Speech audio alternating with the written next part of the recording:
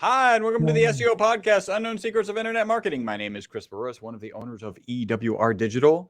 And my name is Matt Bertram, the lead strategist here at EWR Digital. Welcome back to another fun-filled edition of our show. We're doing things a little different. You may notice if you're watching, and you should be watching, you can watch us on YouTube. Make sure you subscribe and follow. You'll notice that we're back in our respective offices. Matt's getting ready to go out of town. I'm getting ready to go out of town. We're busy as all get out, both of us. And so we're like, hey, let's just crank one of these out. Let's get together remotely. Let's pretend it's COVID and still do a podcast. Well, you know, for everybody that continues to listen to us on the different platforms in the true podcasting format, we haven't gone anywhere. Maybe the sound quality is a little bit better. I don't know. But we've been really working on that. We've been really working on that. And hopefully you're enjoying this. And we got another great article for you. Google PageRank Explained for SEO beginners. And PageRank is not something that is always talked about. We thought we would bring it back to the forefront. And, you know, great article by Dixon Jones. So thank you. Tips to Mr. Dixon. Yeah. Before we jump into that article, though, I do want to, we got a review. Also, if you'll notice here behind me, you see these two awards. Yes. We actually won another award. It's in the other room. I should have brought it, but we have another award. We got it for print collateral. It's you. I don't know if you know any details about it.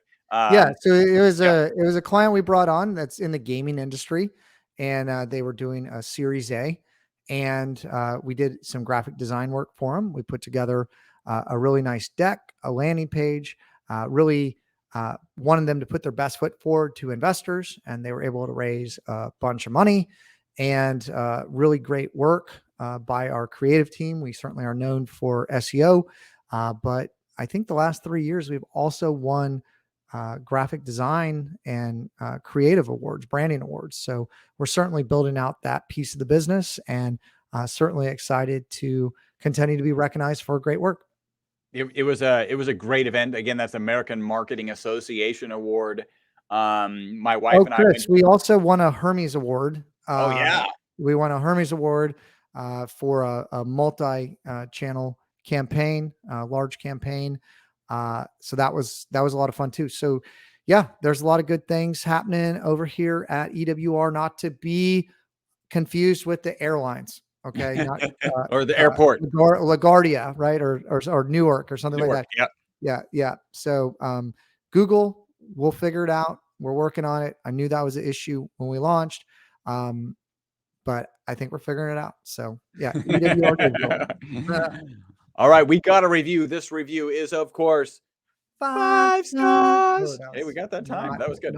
Susan Takla is the name, and it's I had a wonderful consultation with Adam, knowledgeable and professional. I highly recommend EWR Digital for your marketing needs. Patif to Suzanne Takla. Great review, Adam. Great job on delivering value to customers.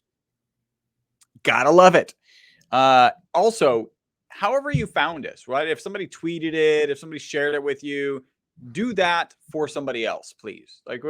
Just do that. Let's get the word out there. There's a lot of value in these podcasts. We've actually put in a lot of work into these podcasts, and we would appreciate if you would share. Yeah, please share it. We appreciate it. If you know somebody that needs digital marketing services, or needs to hear, is down on themselves that their digital marketing or SEO is not working, that's where we shine. So absolutely. All right, so let's jump into this article, taking it way back, right? PageRank. I mean, you know, Matt, there may be people who are SEOs and talented who never really dealt with PageRank, because at some point we'll talk about when they took away the toolbar. And that would be long ago enough that somebody could have come into the industry, been working in SEO, been talented, and then not have ever seen a PageRank toolbar. That's kind of crazy, isn't it? Well, you know, this, I think actually about 6 years ago, you know, they certainly made some changes, but there was a lot of, not so good SEOs out there that were making sites through software and different things to make huge sites with huge number of pages, right? And they were manipulating PageRank, and PageRank was used like, I guess maybe DA is used now. Yeah. And it was really being used not how Google intended it to be used. And so they got rid of that metric because they don't really want people focused on it. But if you want to get back to the foundation of SEO and you want to get back to the fundamentals, understanding how the search engine works is key.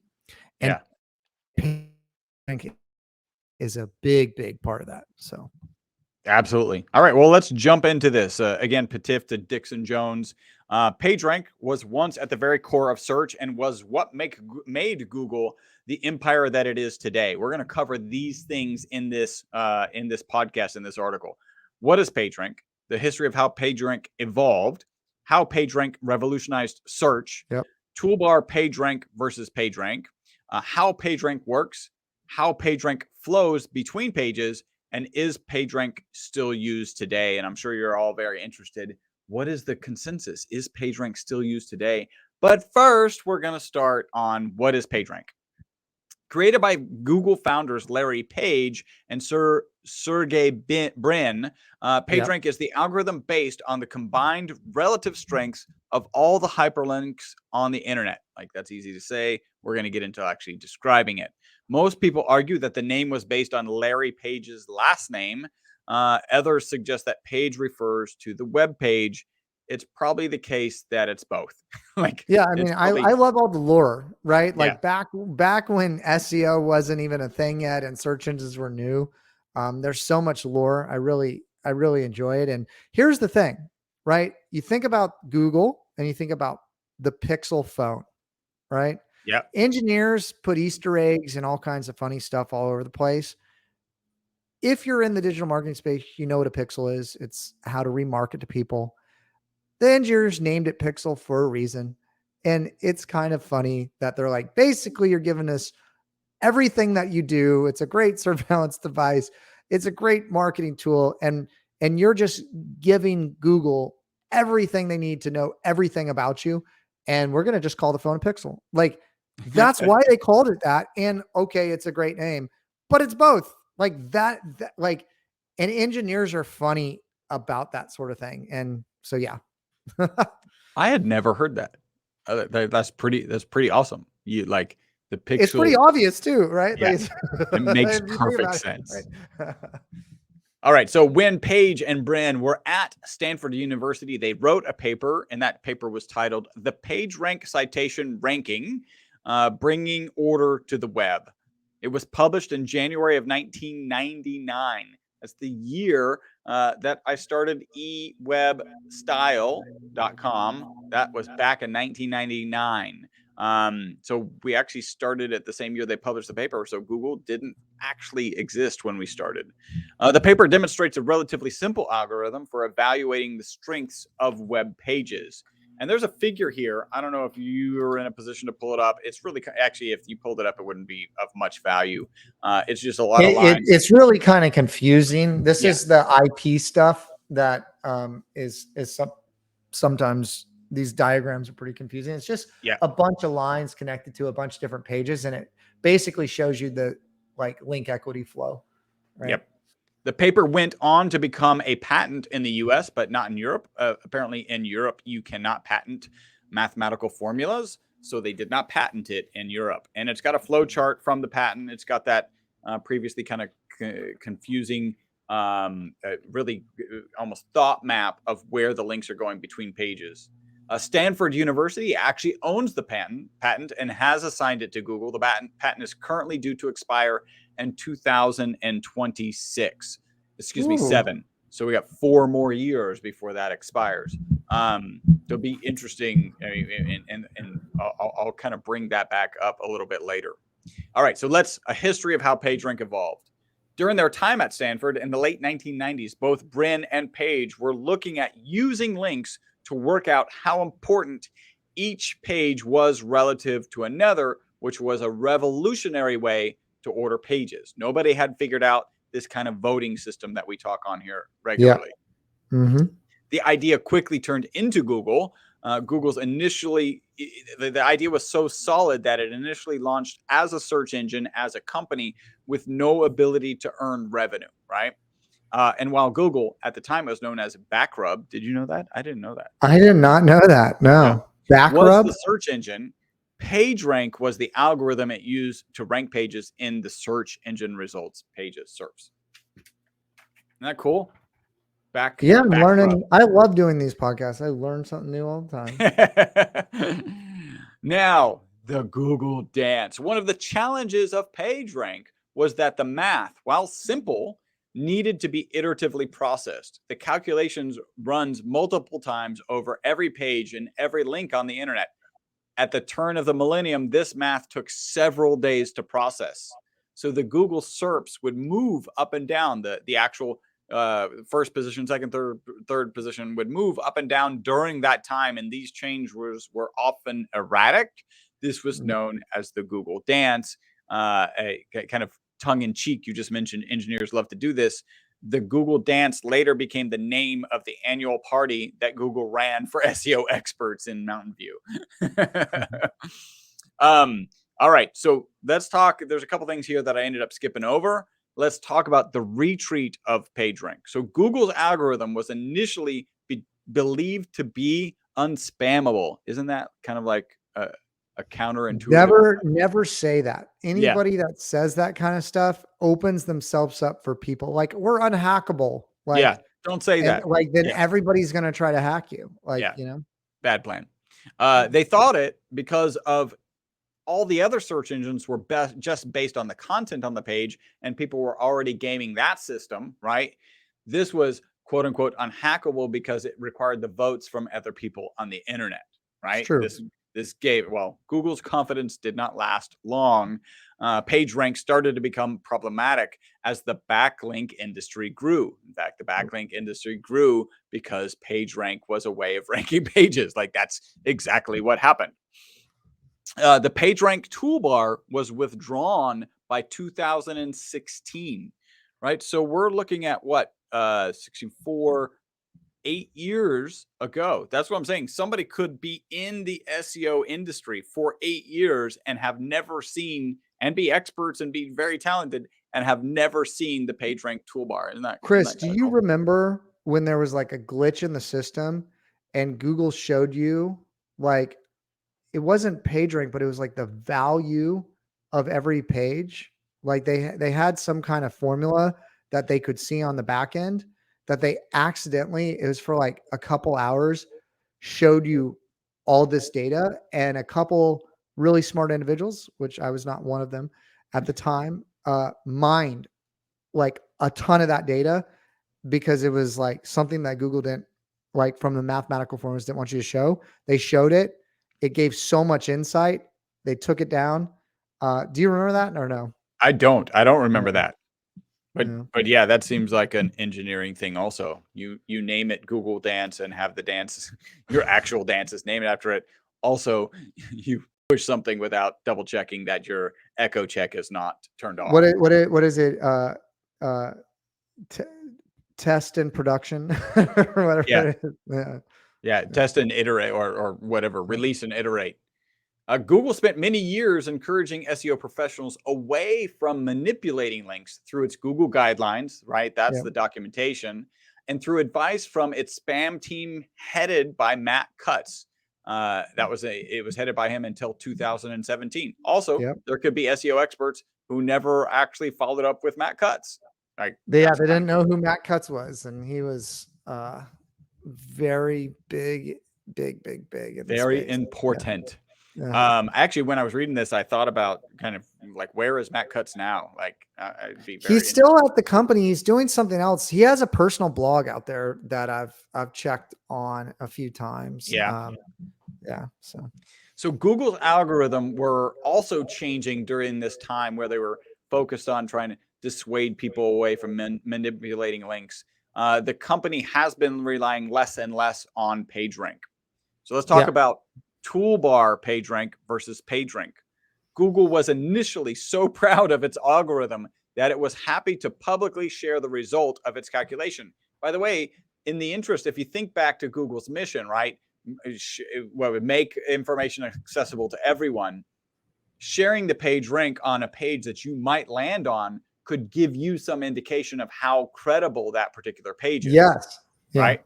And the reason I think that they've released it, obviously not in hindsight, not the best decision, because people then have a very specific number to focus on and game, was to help people understand if what they're looking at is a good site or not. Well, yeah, I mean, domain authority and some of these tools like Ahrefs or SEMrush or whatever, they all have their own way to calculate it, right? Yeah. Of the domain authority, the page authority, backlink profile, those sort of things. A bunch of these different tools use different things. So it's been somewhat replaced, but keep going. So. Yeah, well, and actually that's mentioned in here. He mentions Moz and Majestic and some of their data. Yeah, those are and those. There was one sentence where he very specifically said that, Majestic in particular had been able to correlate its own calculations quite well with PageRank. Right? Yeah, so Majestic's great for off page. Yeah. So the PageRank toolbar made the algorithm extremely visible. It was clear that links were the easiest way to game Google. A secondary market was formed, buying and selling links valued on the PageRank of the URL where the link was sold, and so that's a challenge that they had to deal with. So how PageRank revolutionizes search.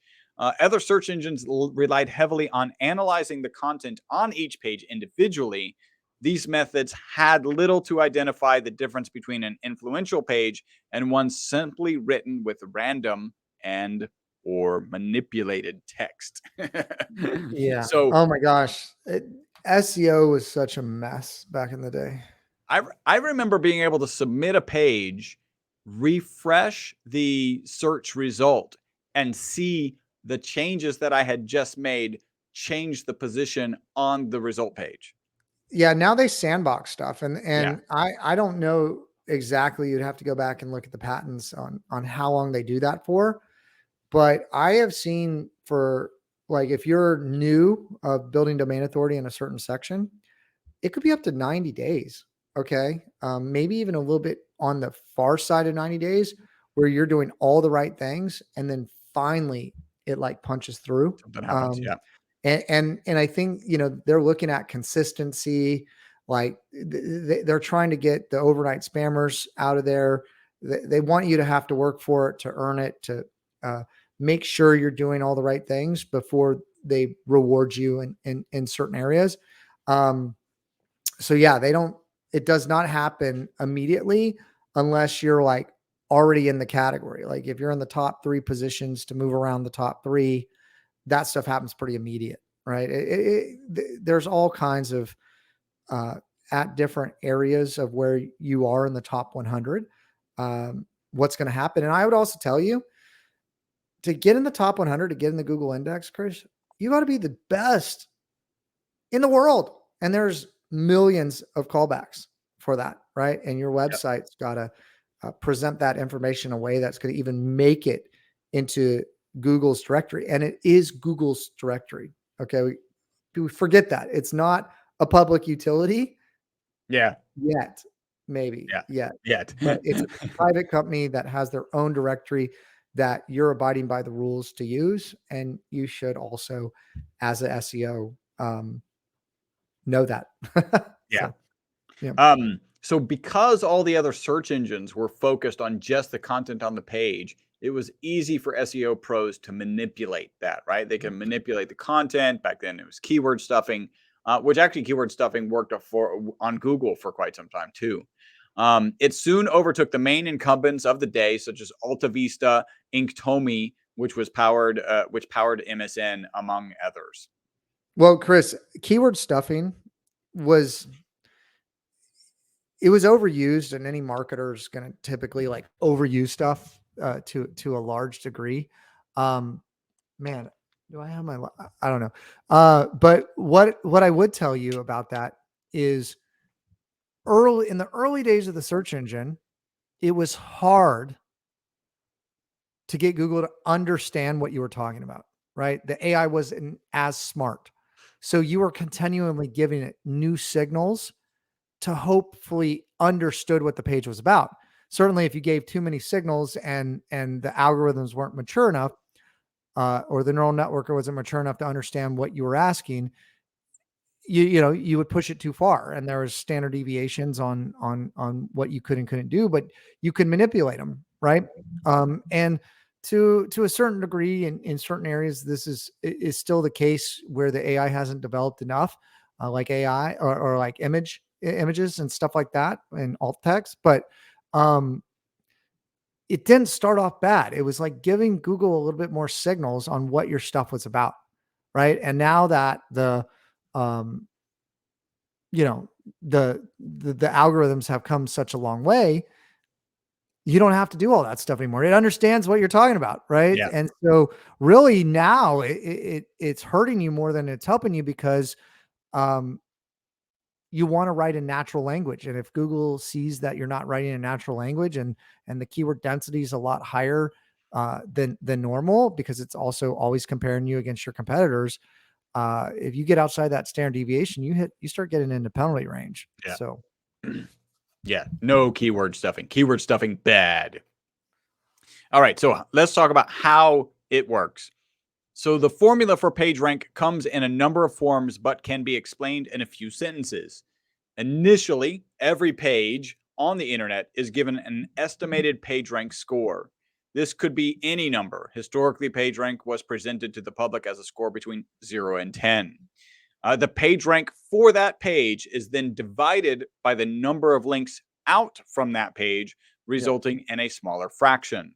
The PageRank is then distributed out to the linked pages, and the same is done for every other page on the internet. And that's done. So you really kind of just cascade this out for every page. And then you iterate and you say, for the next iteration of the algorithm, the new estimate for the page rank, right? So the page you kind of started on ended up being the target at some point, and it ended up with some fraction of rank from the pages pointing to it. And now it's got a new page rank number. The next iteration of the algorithm, that new estimate for page rank for each page, is the sum of all the fractions of pages that link into each. I just said that. That's just me reading it. There is a damping factor, which was described as the chance that a person surfing the web might stop surfing altogether. That piece, I got to be honest, I don't really understand how that damping factor comes in. But basically, it would go through, it would start with some number, it would calculate how everybody ended up at the page rank at the end of the day, and then it would do it again and do it again until it settled into an equilibrium, and then that was the page rank of every page. So I can speak to that a little bit. I lost you a little bit on what you were saying completely. But what I will tell you that is a good rule of thumb is basically what I think it was saying is, if they click on a page and they click on another page, right? And then they click on another page and they click on another page, and they're surfing through the internet, right? Not going back to the search engine, but going through the backlinks. Yep. What you don't want a site, and Google actually penalizes sites that keep all that SEO juice or that link equity to themselves. So it wants it redistributed. It wants basically from one page, it could jump to another page, to jump to another page, to jump to another page, to cover all the pages and to come in like full circle, right? Like they could go through the whole internet and get back to you. And so you want everybody kind of locking hands, singing Kumbaya, linking to other people, because this was built based on, scientists, right? That were meant to share information. And when you're sharing information, you want other people to be connected to it, right? And so I think that might be what you were talking about, but I was blanking out a little bit. So I'll be honest. Well, there's two things, and you actually bring a point that I didn't highlight, but because you brought it up, I'll talk about it.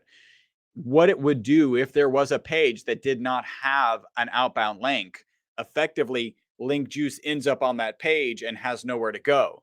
And so what does the algorithm do with it? Well, what the algorithm does with it is it divides that juice among all the pages that it's considering.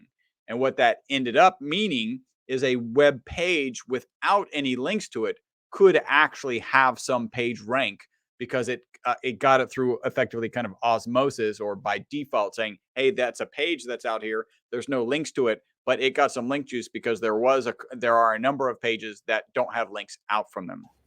So that's one piece. And the other one is just this iterative process where it's cascading the page rank, and then it has to and that ends up with a new page rank for the first page that you started on. And then you start with that new page rank and cascade it. And so you just keep doing that until it reaches some sort of equilibrium, because it's gonna move in that direction. Yeah. Kind of cool stuff. All right. Problems and iterations for the formula. The formula, like every formula, has some challenges. If a page, here's where I cover this. If a page does not link out to any other page, then the formula will not reach an equilibrium. So newer pages, whilst potentially more important than other pages, will have a lower page rank, right? If you just throw up a new page, maybe it's significantly more valuable. And especially if you think about how good Google is at showing you modern, current information on just current information. Hey, this is something that's happening because of an election yesterday. That page that's discussing yesterday's election, when you put it up, would have no page rank, right? Because it has no inbound links, because you just put it up. And so Google has found a way to manage that. So cool. So query desires freshness is and then you got getting Google News certified, and I was hearing about Google's really looking at Google News certification, and they're doing stuff in that area. So it's pretty interesting. We don't have a lot of clients, and we don't build a lot of stuff in that deal with Google News, but I do have some other associates in the industry that they do a lot of that, and it's a whole kind of different thing, just kind of like affiliate stuff. It's a whole different thing. So super interesting, but Google definitely accounts for it. And I think Google's getting really good. Like I think Google's getting really good, and you got to hit a lot of things and do it right. And it's a full-time kind of experience to get your digital brand online aligned properly like that. It's really difficult to do. And you need a whole team to get that going. And there's so many different parts of that. Because Google, again, is trying to index and categorize all information on the internet. So it's pulling from all kinds of sources, whether it be, papers or videos or images, or social media sites, authorship. There's so many different factors, right, that Google's pulling into this to determine, should this person rank here or not, right? Yeah. Like in this place. So yeah, it's a big deal. And by the way, I'm going to have a book recommendation at the end of this, because if this is is interesting to you, kind of going back and understanding the algorithm, there's a book that talks about the kind of the evolution of the company, and it's pretty phenomenal. I'll share that at the end. All right. So how does PageRank flow between pages? If a page starts with a value of 5 and has 10 links out, then every page it links to is given 0.5 PageRank, less the damping factor. In this way, the PageRank flows around the internet between iterations. That really kind of describes like the beginning, how it's working. The question is PageRank still used? So although public access to PageRank was removed in 2016, it is believed the score is still available to search engineers within Google. A leak of the Yandex, which we discussed, right, in that podcast, go back and look at that. Yandex is the equivalent of Google in Russia, showed that PageRank remained as a factor that it could use. Which is an interesting question. The patent is here in the US, not there in Russia. Does the Yandex, I never was really aware of it, but if it's focused on Russian, then there's no reason for us to be aware of it, but maybe it stayed out of the US because of that. Google engine, because that patent is still good through 2027. Yeah. In the US, I don't know all the legalities of it all, but certainly interesting stuff. Google engineers have suggested that the original form of PageRank was replaced with its new approximation that requires less processing power to calculate. Engineers and mathematicians are very smart, so they probably found a better way than iterating. And Chris, like what we're talking about, and it's super interesting, and this is what I'm seeing. Google's now with do follow and no follow links. Google's starting to like say, we're looking at everything and we're just looking at it as signals, and we may take this into advisement or we may not. Like they can just decide if they want to do it or not. And so you just said may use this as a factor. Well, they're going to be running all these, different algorithms. And so sometimes in certain searches, they're going to use it. And then other times they're not. Like, yeah. I mean, it's getting really, really complex. And each keyword combination, which 70% of all searches or 75% of all searches are new searches still, Google has to make all these decisions, right? And so it's using algorithms to figure that out. And there's only really one perfect combination for that first position, and no one knows what that is for Google. And you just have to be better than everybody else and try to hit as many as you can with that page. But like Google wants to probably see one page for every combination of keywords in the search. Like if you were going to be in first position for everything, right? Because if you change the keywords over here based on the algorithm, it's not going to be perfect, right? So like there's only one perfect setup for every single search. And so you're just trying to be better than everybody else, be as best you can and organize information as best as possible. And you can rank and you can have domain authority in a lot of different areas. But that's a big thing that I see is people try to become domain experts in too many categories when they don't have enough PageRank or domain authority, or whatever you have, and you're spreading that out too much, whether it is quality of content or depth of content or PageRank, right? Like you only have so much to disperse throughout your website based on your authority. And if you try to spread yourself too thin, you can run into trouble. And we've seen that with a lot of clients that come to us. So yeah. Can you hear me? I'm sorry. I didn't have the mic right in front of me. I apologize. As the new clients are coming in, we see that often.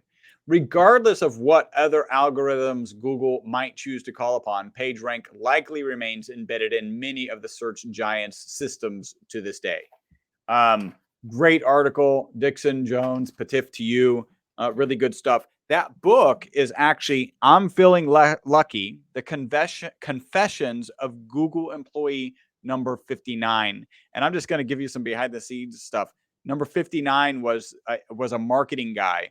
And it turns out that Larry and Sergey did not believe in marketing, right? They actually felt like if it's the best product out there, it doesn't need any marketing. So, it's the kind of the stresses of this guy who is the marketing guy in a company where the two lead guys don't give a hoot about marketing. And so it's a fascinating story. It gets into like servers and an engineer like shutting down, I don't know, Serbia because of some reason, because they weren't cooperating it's a fascinating read. Like highly recommend it. Could not recommend it more. Hey, if you'd like to grow your business with the largest, simplest marketing tool on the planet, the internet, go to EWR Digital for increased revenue in your business. Just once you arrive at EWRdigital.com, click the free consultation button. I think that testimonial that we read earlier that Adam did may have been part of a free consultation. Go ahead and take advantage of that free consultation. You will get value. You will be moved to leave a 5-star review. Go take advantage of that free consultation. Schedule a time that works for you. You got anything else to wrap up, Matt? No, I think you did a great job. That was awesome. Thank you. All right. Until the next podcast, my name is Chris Burris. My name is Matt Bertram. Bye-bye for now.